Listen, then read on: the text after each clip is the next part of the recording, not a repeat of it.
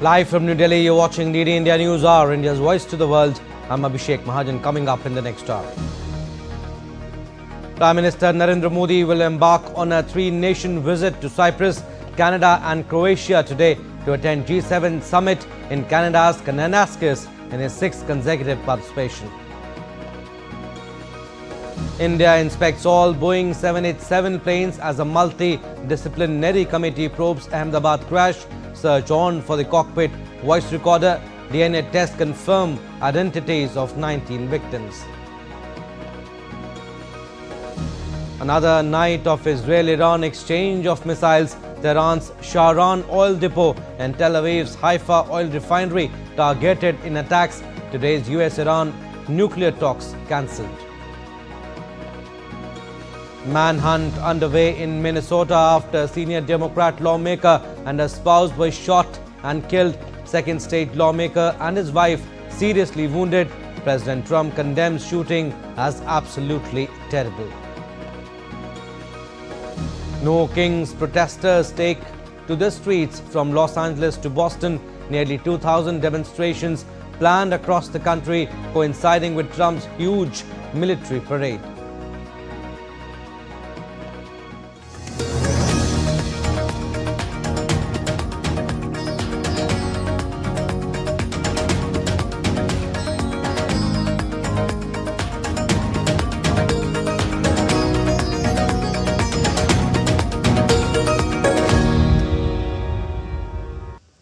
Prime Minister Narendra Modi will be on a three-nation visit from 15th to 19th June. According to the Ministry of External Affairs, PM Modi will pay an official visit to Cyprus on 15th to 16th June at the invitation of President of the Republic of Cyprus. This will be the first visit of an Indian Prime Minister to Cyprus in over 2 decades. While in Cyprus' capital, Nicosia, Prime Minister will hold talks with President Christodoulidis and address business leaders in Limassol. The visit will reaffirm the shared commitment of the two countries to deepen bilateral ties and strengthen India's engagement with the Mediterranean region and the European Union.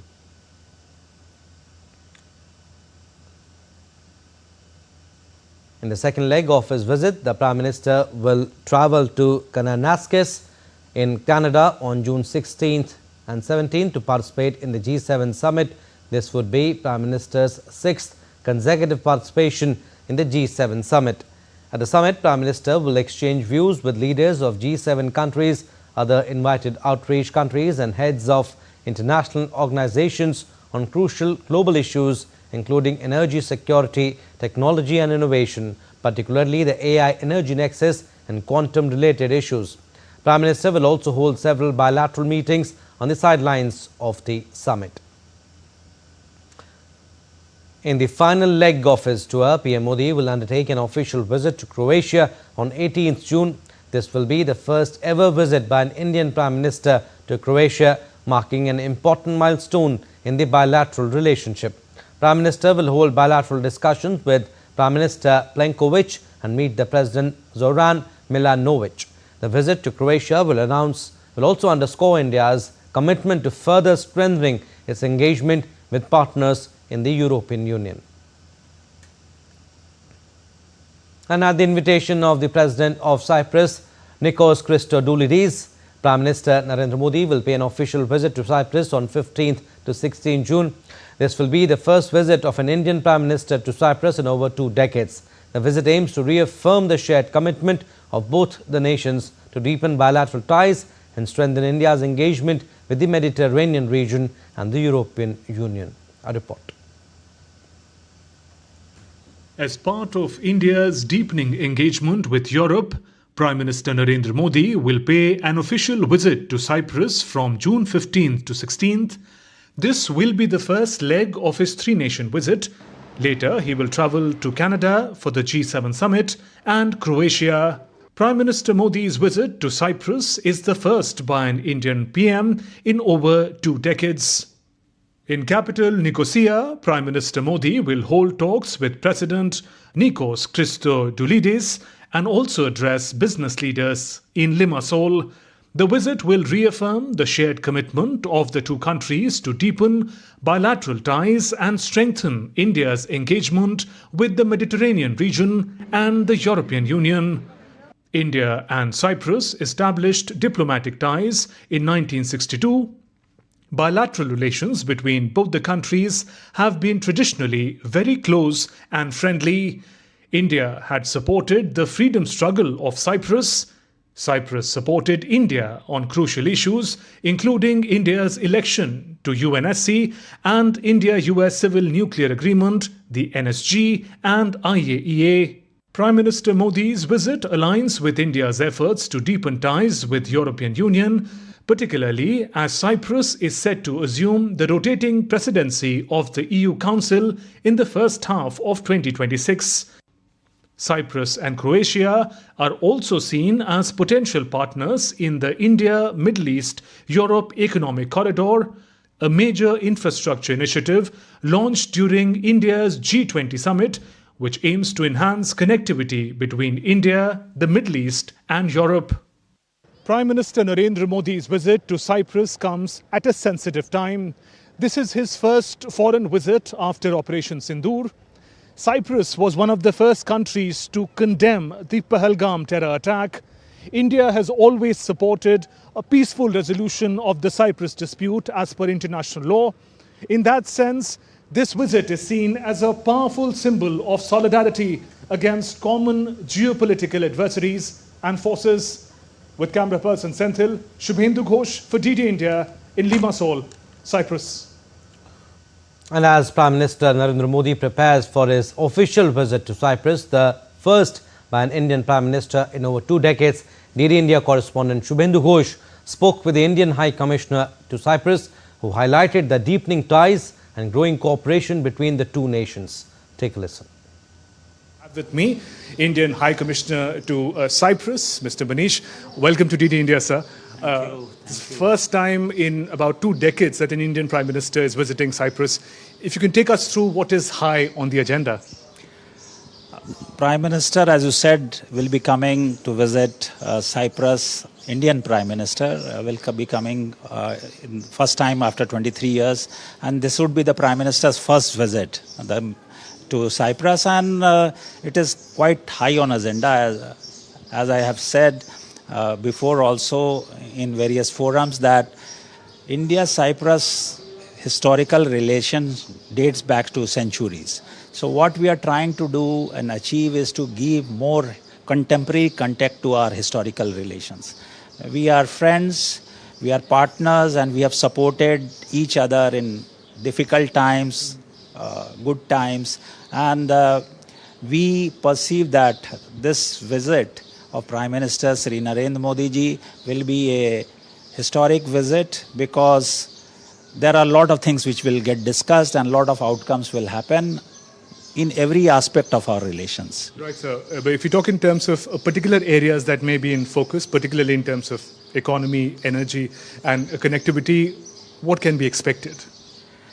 Each national leaders of both countries are trying to see how they can use the good feeling, friendship amongst ourselves to work together to achieve their own national goals of development to the people, prosperity to the people, and each country has its own unique strength. So Cyprus is also geographically very well placed, and I believe that our Indian companies who are now looking to expand outwards, and Cyprus would be a good position for them to come and expand their operation in European Union and Middle East and North Africa region. It is a global economy, so there is no winner or no loser. It is a cyclical thing. So I think Indian companies coming here and expanding will bring revenues to our country, because a lot of Indians are living here. They are sending back money, repatriation. So it is kind of a globe circular thing. So I believe that trade, tourism, technology, startup, innovation, energy sector. These are some of the potential areas.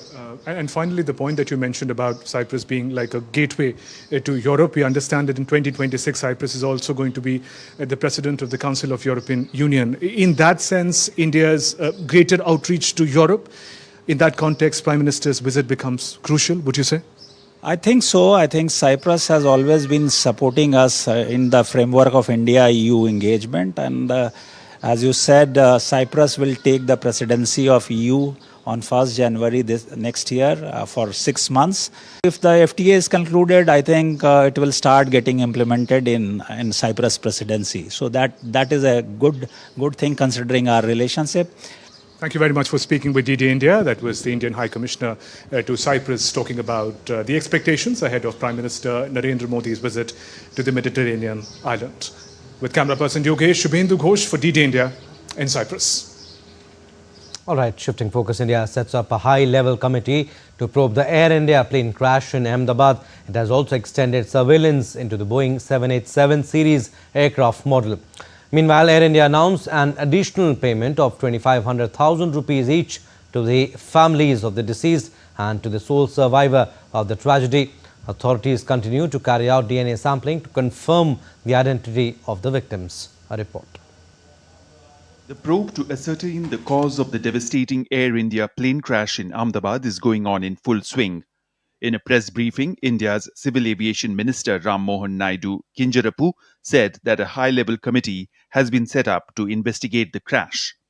Immediately, we have constituted the committee also yesterday under the chairmanship of Home Secretary, Secretary Ministry of Civil Aviation, Additional Secretary from MHA, one representative from the state of Gujarat where the incident actually happened.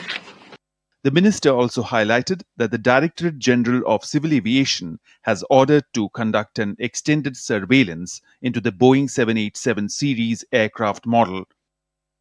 We do have a very strict protocol, robust protocol, which we follow every time.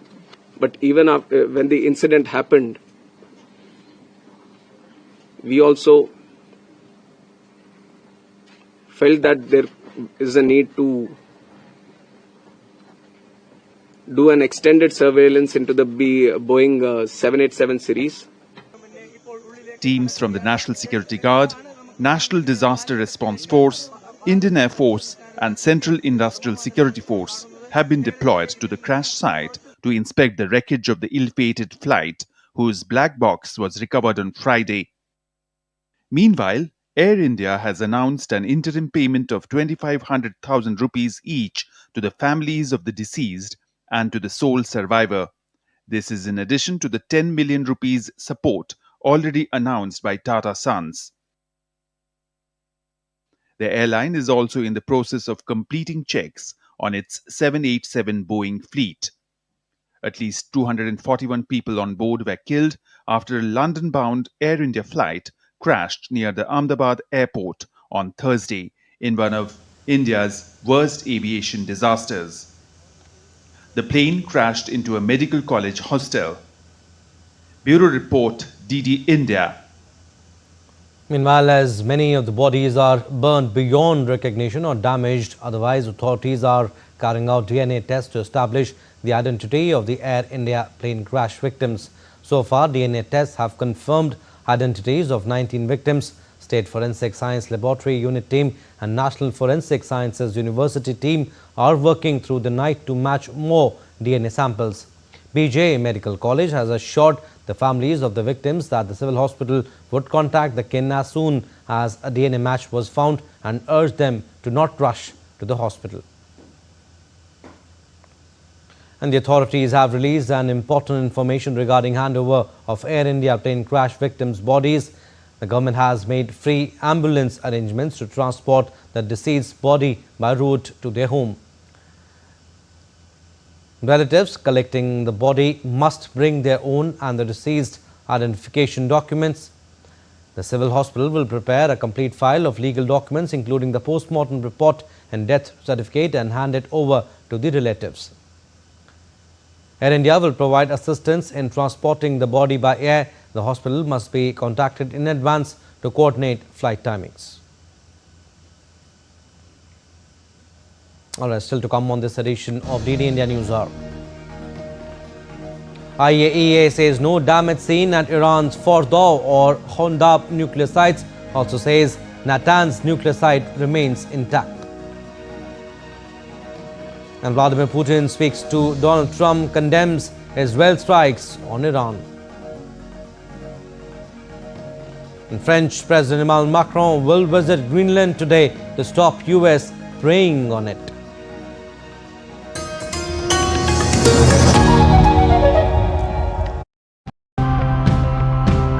Change is not always a choice. It is about rethinking the way we live, what we consume, and the everyday choices that we make. Commercializing something in the form of tourism, it opens up channels of revenue for the local population, right? Your farmers are seeing a boost of people that are coming there. Your retailers, the people who have shops, are now seeing international tourists walk down and buy scents from them. We have been working together to build a model of involving the youth and the children of the village in the restoration efforts in a way that they may find culturally relevant. It needs big actions. It needs things like the deposit returns. It needs bans on certain single-use plastic items. If we all join hands and embrace organic farming, only then can we ensure a healthier future for the next generation.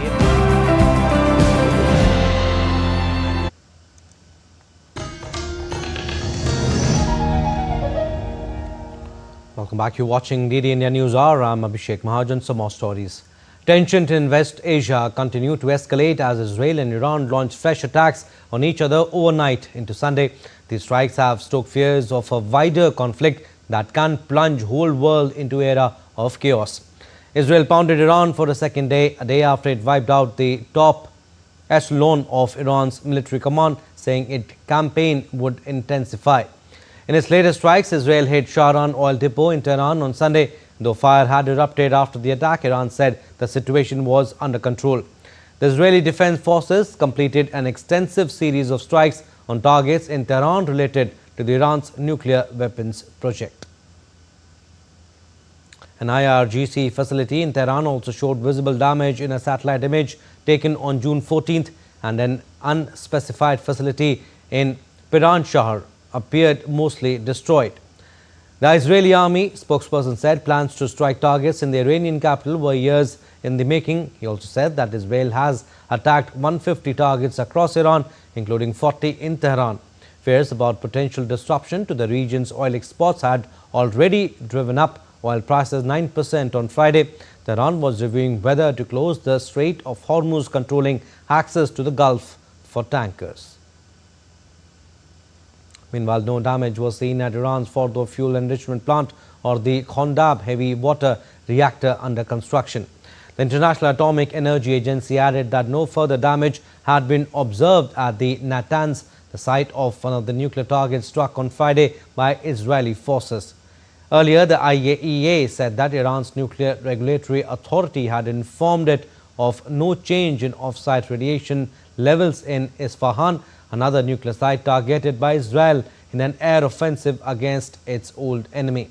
The IAEA also said that 4 critical buildings at the Isfahan nuclear site had been damaged, including a uranium conversion facility and a fuel plate fabrication plant. Iran also fired a fresh barrage of missiles at Israel after Iranian state TV reported that a new wave of Operation Honest Promise 3 began while broadcasting live images of Israel. Israelis were running for shelter as sirens sound in dozens of cities and communities around the country as air raid sirens and booms rang out in Jerusalem and Tel Aviv. Israel's ambulance service said a woman in her 20s was killed and 13 other people injured when a missile struck a 2-story house in northern Israel. Several projectiles were visible in the night sky over Jerusalem. Iran's Revolutionary Guard said Iranian missiles and drones targeted Israel's energy infrastructure and facilities for fighter jet fuel production. The elite force warned Tehran's attacks will be heavier and more extensive if Israel continues its hostilities. Prime Minister Benjamin Netanyahu convened his security cabinet after Israel expanded its surprise campaign against Iran. He said that the attacks were nothing compared with what Iran would see in the coming days. And diplomacy has also taken back seat as Tehran called off nuclear talks that Washington had said were the only way to halt Israel's bombing. A round of US-Iran nuclear talks that was due to be held in Oman on Sunday was cancelled, with Iranian Foreign Minister Abbas Araghchi saying the discussions could not take place while Iran was being subjected to Israel's barbarous attacks. Fears about potential disruption to the region's oil exports had already driven up oil prices 9% on Friday. Tehran was also reviewing whether to close the Strait of Hormuz, controlling access to the Gulf for tankers. Tehran has warned Israel's allies that their military bases in the region would come under fire too if they helped shoot down Iranian missiles.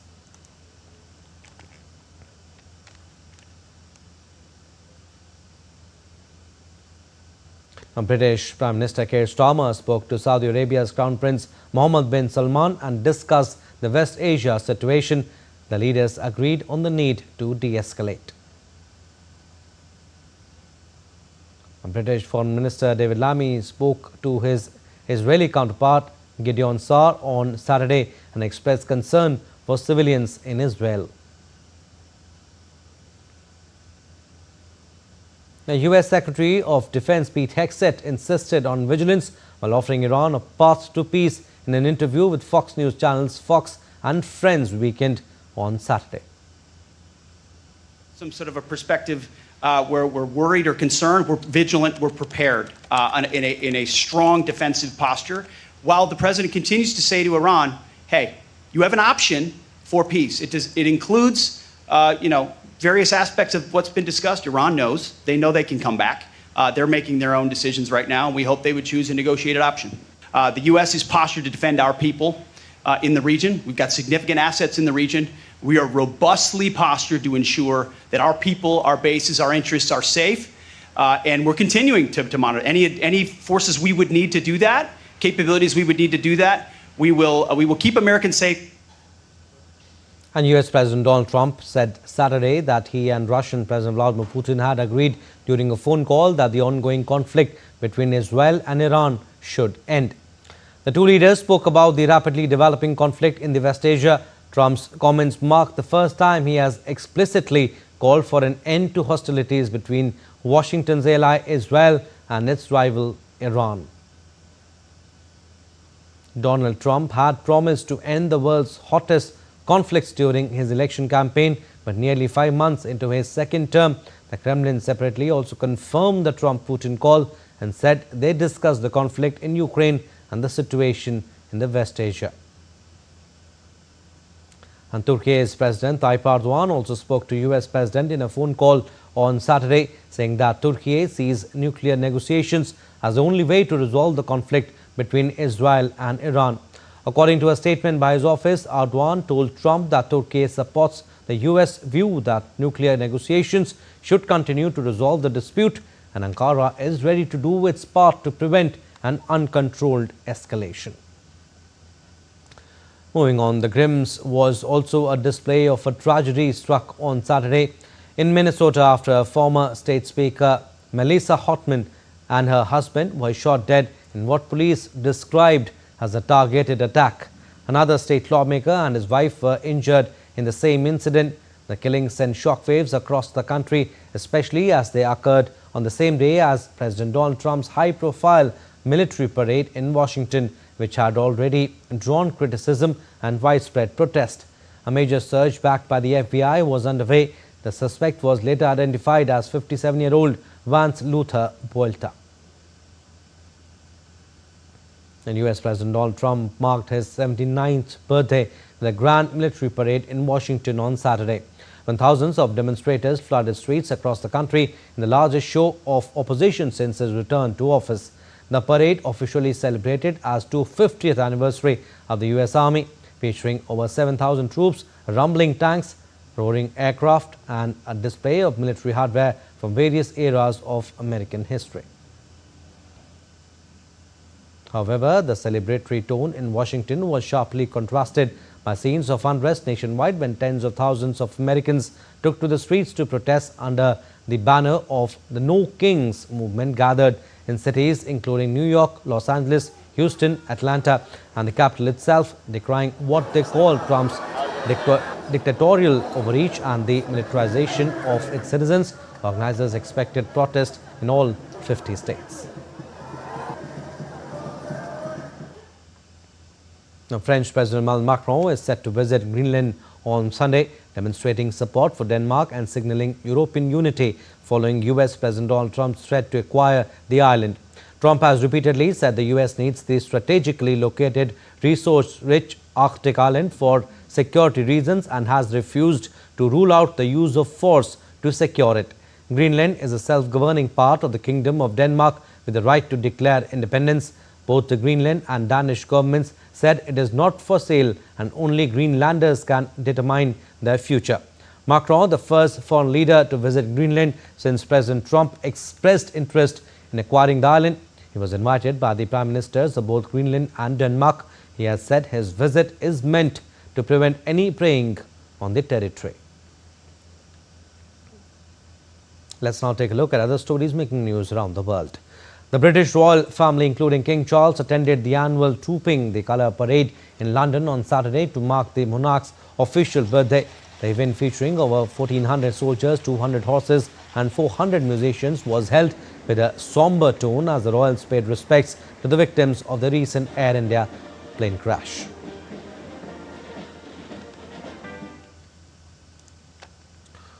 Brazilian designer Elisa Megani unveiled her latest collection in a stunning fashion show at Christ the Redeemer on Brazilian Valentine's Day.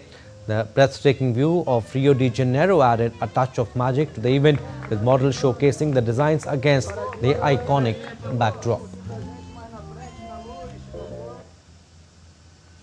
Still to come on this edition of DD India News Hour. After 4 delays, India Shubhanshu Shukla's Axiom 4 mission rescheduled to June 19. Yoga enthusiasts are organizing various events in India and abroad in the run-up to the International Day of Yoga on June 21st. And Delhi receives shower of relief from heat wave. IMD issues severe thunderstorm and strong wind alert.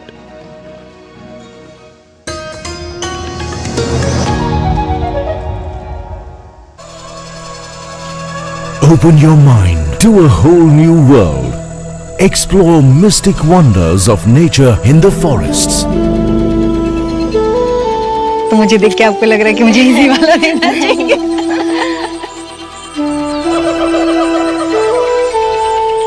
Uncover secrets hidden deep inside the earth. And I'd always heard of this ancient Shiv Mandir which is inside a cave. Experience the rich cultural legacy. मुझे बताइए इस dance form के बारे में, इस art form के बारे में. Experience the blend of vibrant warmth and stunning creations. It fits perfectly. Thank you.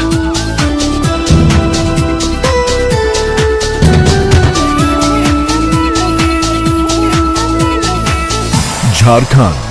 Let it become a part of you. Postcards from Jharkhand on National Geographic.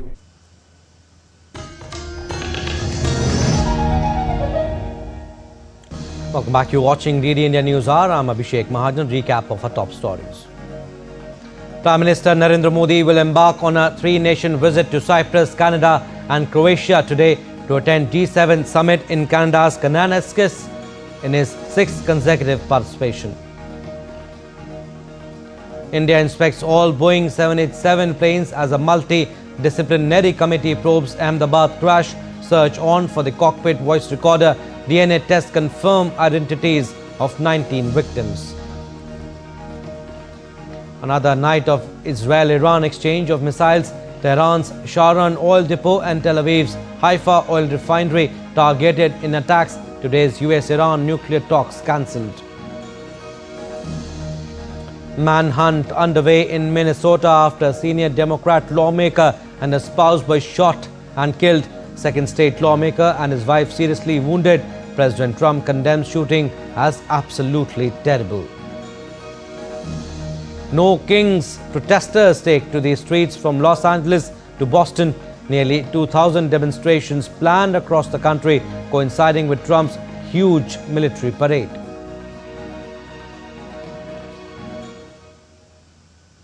India's External Affairs Minister Dr. S. Jaishankar on Saturday discussed global rebalancing the strategic community as the world undergoes rapid strategic realignment. In a post on X, Dr. Jaishankar said, and I quote him, "Our pleasure interacting with the strategic community in Paris today, discussed global rebalancing underway, the growing importance of data, technology and energy, and the promise of a strong India-Europe partnership," unquote.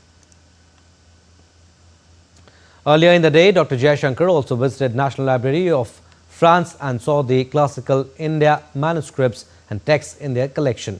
In a post on X, he said, and I quote, "Pleased to visit National Library of France, Paris, saw classical India manuscripts and texts in their collection, was a reminder of the depth of Indology in France." Also discussed with President BNF Gilles Pécaud opportunities for greater collaboration on heritage conservation. Days after Indian astronaut Shubhanshu Shukla's Axiom 4 mission was postponed indefinitely, ISRO has announced the mission's new launch date, June 19th.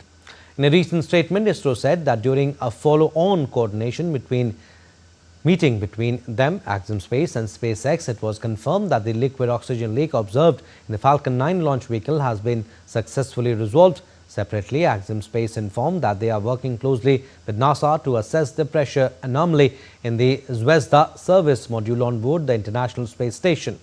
Axiom Space is now targeting June 19 for the launch of AX-04 mission. And the Indian Coast Guard has successfully connected the first tow line to the MV Van High 503, enabling initial control. The MV Van High 503 is now being safely towed, currently over 47 nautical miles from Kochi.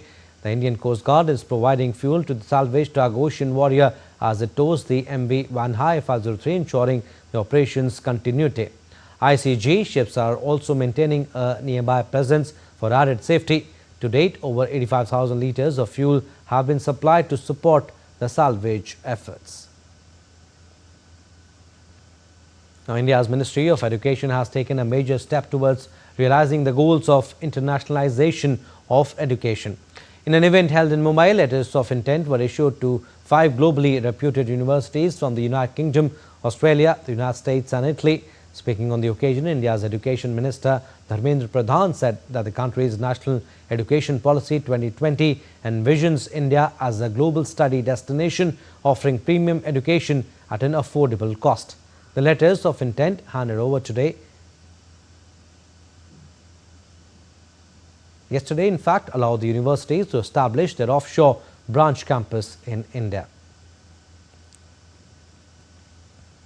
Yoga enthusiasts are organizing various events in India and abroad in the run-up to the International Day of Yoga on June 21st.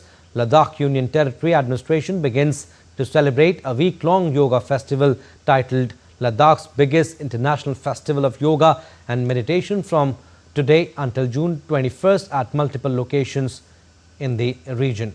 7 picturesque and serene locations of Ladakh, including Pangong Lake, Shanti Stoop, bank of Indus River at Sindhu Ghat and Nubra Valley, have been chosen for the week-long yoga sessions. The festival is being held on the 3 lines of signature events such as Harit Yoga, Samavesh Yoga and Yoga Unplugged, and the themes have been chosen from the themes given by the Ayush Ministry.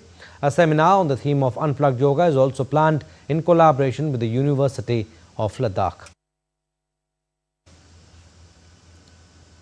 While in Uttarakhand's Dehradun, Chief Minister Pushkar Singh Dhami today attended the Run for Yoga program as a chief guest.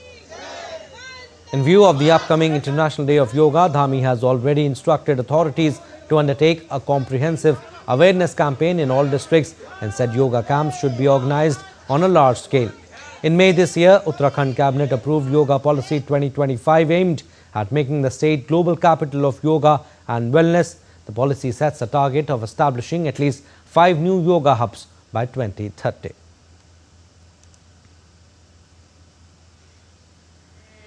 Inaugural session of Yoga Connect, a global yoga summit by Ministry of Ayush, was organized in New Delhi.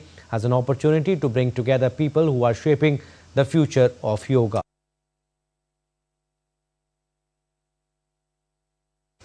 Yoga gurus, policymakers, health experts, business leaders, researchers and global influencers both from India and abroad attended the summit. A major highlight of the summit was the release of the Yoga Prabhav Report, a nationwide study conducted by Central Council for Research in Yoga and Naturopathy, assessing the impact of International Day of Yoga over the past decade. While in Nepal, a large gathering assembled at the historic Krishna temple in Patan Darbar, a UNESCO heritage site, for a yoga session ahead of International Day of Yoga. Enthusiastic participants, including children, women, the elderly and youth, followed guidance from a yoga guru during the event. The session, organized by the Embassy of India, aimed to raise awareness on the theme Yoga for One Earth, One Health. Notable attendees included Lalitpur's Deputy Mayor and Nepali film actors Haribansh Acharya and Nikhil Upreti, who joined the practice and encouraged people to embrace yoga in their daily lives.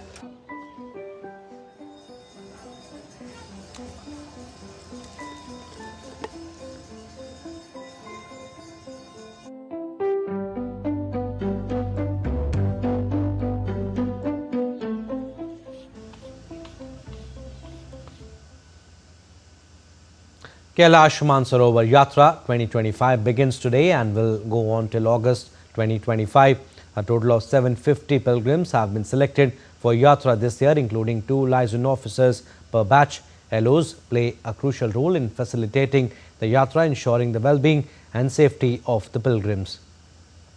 The pilgrims will travel in 5 batches of 50 each via the Lipu Lake route and 10 batches of 50 each via the Nathula route. Both routes are now fully motorable and involve very little trekking. The government has taken extensive steps to make the Yatra more accessible and the process more transparent while ensuring the safety and well-being of the pilgrims. Pilgrims are urged to undertake the pilgrimage with a sense of responsibility, humility and mindfulness while caring for each other as well as protecting the sanctity of the environment. Meanwhile, Uttarakhand Chief Minister Pushkar Singh Dhami held a review meeting regarding preparations for smooth conduct of Char Dham Yatra and monsoon.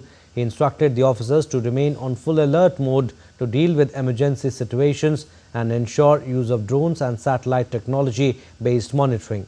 Deployment of helicopters, availability of essential ration and emergency items should be kept ready in advance.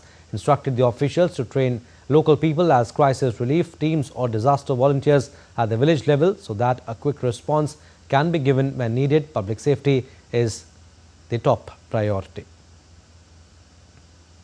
Some weather-related updates now. Delhi NCR residents woke up to heavy rains, thunderstorms and strong winds this morning. The downpour brought much-needed relief from the prolonged heat wave across Delhi and neighbouring areas including Noida.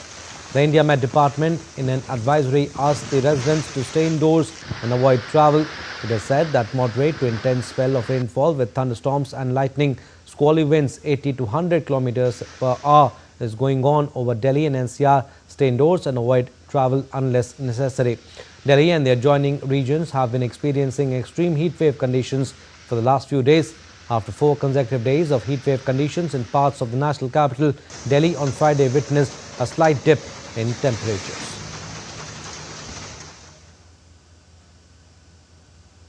Let's now take a look at other stories making news today.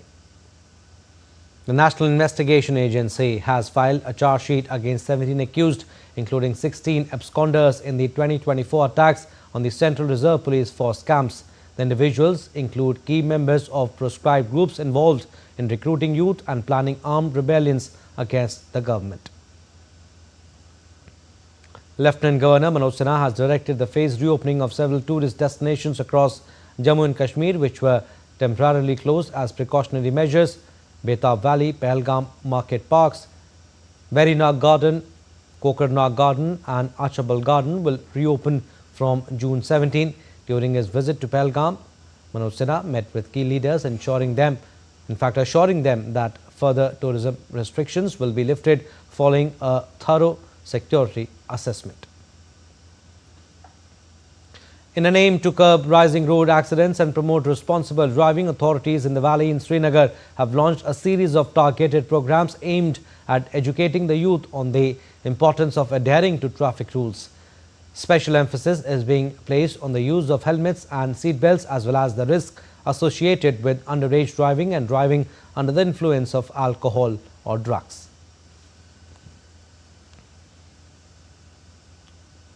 All right, still to come on this edition of DD India News Hour. Indian athletes win gold medal in the 10-meter air rifle mixed team event at the Shooting World Cup in Germany.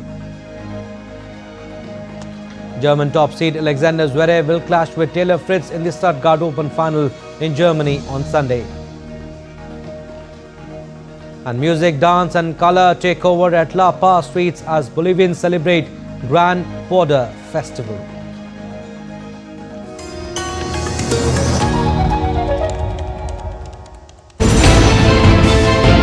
Geopolitics and trade deals. Economic challenges amid development. Hard work and the path to prosperity. It's the economy always. Between walkers, money is what money does and says. Supply creates its own demand. Between the bulls pulls and bears tears. When supply chains globalization and India rises to the podium. We'll get you centered with the economic brief at 8 p.m. every Thursday on DD India.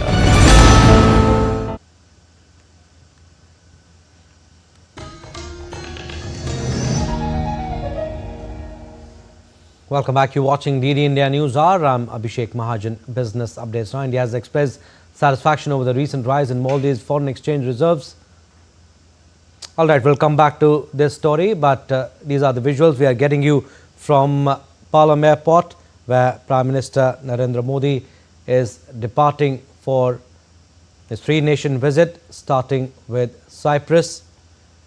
He will also go to Canada for G7 summit and Croatia, which will be the third leg of his visit. So these are the visuals we are getting you from the Palam Airport, where Prime Minister Narendra Modi is departing for his three-nation visit, starting with Cyprus. He will also attend the G7 summit in Canada, and then the third leg of his visit, he will visit Croatia.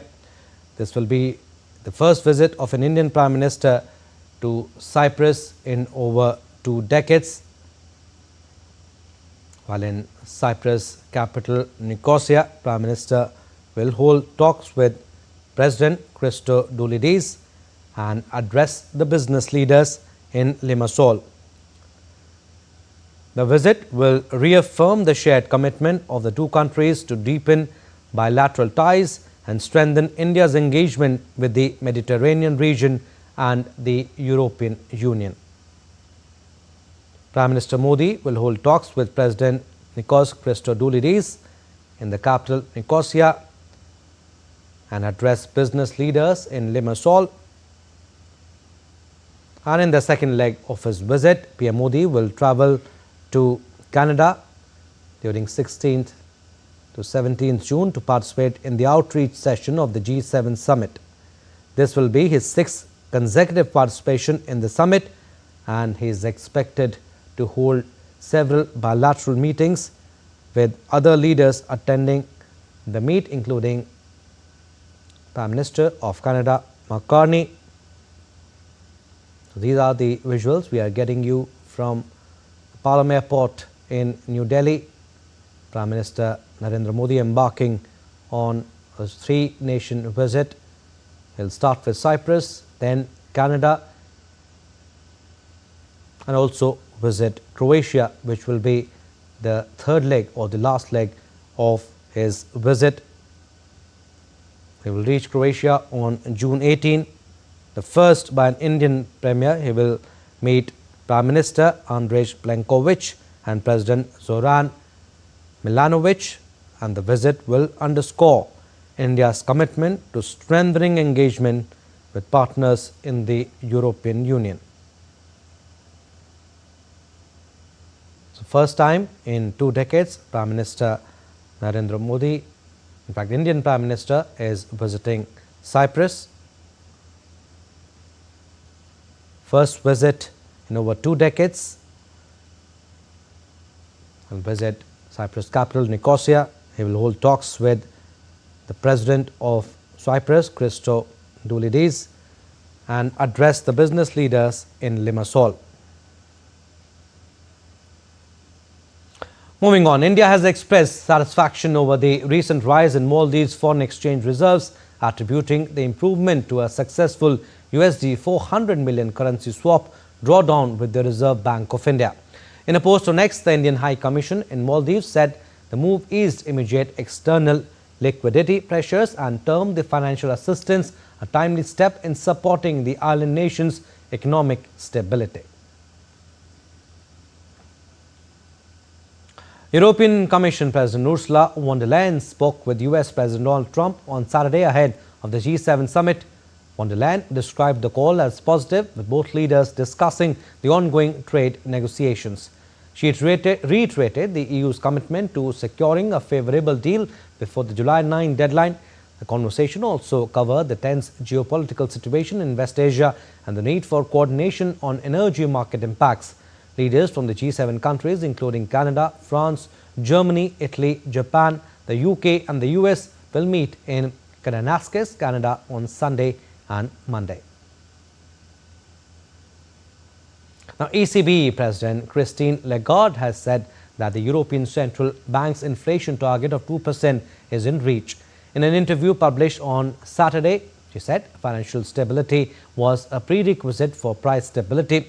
Earlier this month, the ECB lowered its inflation forecast for this year and next in the 20-nation Eurozone, projecting inflation of 2.0% in 2025 and 1.6% in the coming year.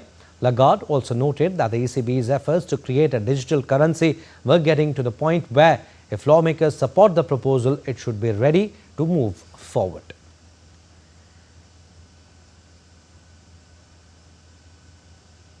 Alright, sports updates now. We'll start with shooting. Indian athletes Arjun Babuta and Arya Borse won the gold medal in the 10-meter air rifle mixed team event at the Shooting World Cup in Germany, as India finished its campaign with 4 medals.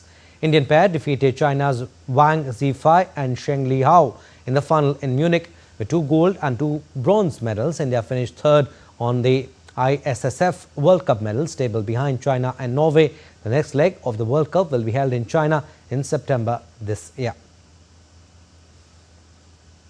India's Pranati Nayak clinched the bronze medal in the women's vault event at the Asian Artistic Gymnastics Championships in South Korea. The 30-year-old Indian gymnast scored 13.4 points to finish third in Jicheon City. This was her third bronze medal at the championships after landing on the podium in 2019 and 2022. The win also makes her the most decorated Indian gymnast in the continental meet in terms of medal count, going past Olympian Deepa Karmakar. And German top seed Alexander Zverev will clash with Taylor Fritz in the Stuttgart Open final in Germany on Sunday. Zverev took out American third seed Ben Shelton with a 7-6, 7-6 victory in the semi-finals to set up the summit showdown with Fritz. In the first semi-final, Fritz knocked out fourth seed Felix Auger-Aliassime 6-4, 7-6. Fritz is eyeing a fourth grass court title as he looks to continue to build momentum towards Wimbledon, where the 27-year-old is a twice quarter-finalist. Both have played 12 matches between them. Fritz holds a better record against Zverev. He has won 7 matches while he has lost 5 against Zverev. A German qualifier Tatjana Maria has set up the summit clash with Amanda Anisimova at the Queen's Club Championships in London on Sunday. Maria produced a stunning 6-3, 7-6 win over Australian Open champion Madison Keys in the semi-finals. 37-year-old Maria, who reached the Wimbledon semi-finals in 2022, has enjoyed a memorable run at the tournament. She can complete her fairy tale week against American world number 15 Anisimova, who clinched a surprise 6-2, 4-6, 6-4 win against Chinese top seed Zheng Qinwen in the second semi-finals. Maria has never been past the second round of any Grand Slam except Wimbledon, but once again she is proving to be a formidable force on grass. Anisimova won the Qatar Open this February and is one victory away from her second WTA title. India's first mixed disability cricket team was given a grand send-off by Differently Abled Cricket Council and Swayam India ahead of the T20I series against England. Founder chairperson of Swayam, Spinu Jindal, and former Indian cricketer and 1983 World Cup winning team member Madan Lal, along with many distinguished guests, attended the event. The 7-match mixed disability T20 series begins on June 21st in Taunton. The series marks the first time an Indian mixed disability team will tour England. The team will also play at the iconic Lord's Cricket Ground. The series is a historic first, marking the debut of a pan-disability Indian cricket team on the international stage. The squad brings together athletes from diverse disability backgrounds, consisting of players with physical, hearing and intellectual disabilities, unified under one banner to represent the tricolour. It's very important in today's world to talk about inclusivity, and this is the step towards inclusivity that we are talking about. And I believe not only does this cricket have a very financial positivity around it, it will also bring a lot of positivity for the viewers, because when they see people with immense amount of challenges conquering those challenges and going ahead with life, it'll help us understand to stop cribbing about the things we don't have, because there are people who don't have any much more things than us, but they will achieve something which is phenomenal, and that is to play cricket at Lord's. एक बहुत बड़ा initiative है, क्योंकि mix disability में 3 type के disability है, intellectual disability, physical disability और deaf and mute. ऐसे तीनों डिसेबिलिटी का कॉम्बिनेशन बन के इंडिया टीम बनाई गई है, और बहुत बड़ा मौका है क्योंकि ये फर्स्ट टाइम हो रहा है, तो इसके लिए हम बहुत प्राउड फील कर रहे हैं। ओनली हम नहीं, हर हिंदुस्तानी को अपनी आर्म फोर्स पे गर्व है, और जो उन्होंने हमारे लिए किया है और जो हमारे लिए करते हैं उसके लिए मतलब मुझे लगता नहीं है कि हम किस तरह धन्यवाद दे सकते हैं, लेकिन एक टोकन ऑफ लव या एक हमारी तरफ से एक उनको आभार है उनके इस कार्य के लिए। And at the iconic Lord's Cricket Ground in London, history was rewritten as South Africa lifted their maiden ICC World Test Championship title, defeating defending champions Australia in a fiercely contested clash. The final was a showcase of individual brilliance, unforgettable milestones and statistical marvels. Let's take a look at how the Proteas sealed their place in cricketing folklore. It was a final worthy of the stage. Under overcast skies and historic balconies, South Africa won the toss and opted to bowl, setting the tone for a high-octane encounter. Despite the brilliance of South African pacers, Australia didn't go down without a fight. Australia posted a formidable 212 in their first innings in tricky English conditions and bowled out South Africa for 138, taking a significant lead. Pat Cummins produced a fiery spell, grabbing 6 wickets in first innings and 7 overall. He became the 8th Aussie to reach 300 wickets. If Cummins dazzled with the ball, Michelle Stark stunned with the bat. Coming in at number 10, Stark smashed an unbeaten 58, the highest score by a number 10 in WTC final history. But ultimately, it was South Africa's bowling unit that turned the tide. Kagiso Rabada led with a 5-wicket haul and 9 wickets overall in both the innings, while Marco Jansen and Gidi chipped in with crucial breakthroughs. Australia's star-studded batting lineup, including Steve Smith and Travis Head, struggled under relentless pressure. After a disappointing first innings with the bat, South Africa bounced back in the second innings. Aiden Markram scored a historic century during the ICC World Test Championship final. His stun helped South Africa chase a target of 282 against Australia. Markram's century is the first by a South African batter in an ICC tournament final. Skipper Temba Babuma showed incredible grit, weathering a world-class Aussie pace attack to grind out valuable runs. With this win, South Africa became the 3rd nation to win the WTC, joining New Zealand and Australia. It was a final that had drama, dominance and determination, and in the end, South Africa emerged as deserving winners, scripting a new chapter in their Test cricket legacy at the home of cricket. Sports Desk, DD India. And tens of thousands of dancers, musicians and performers gathered in La Paz Bolivia for the traditional Gran Poder Festival, a UNESCO-recognized celebration of Aymara culture and Catholic indigenous traditions. The parade is a folkloric celebration known as the Lord of Great Power and fuses Catholic and indigenous beliefs that brings together tens of thousands of dancers dressed in traditional clothes, musicians and performers.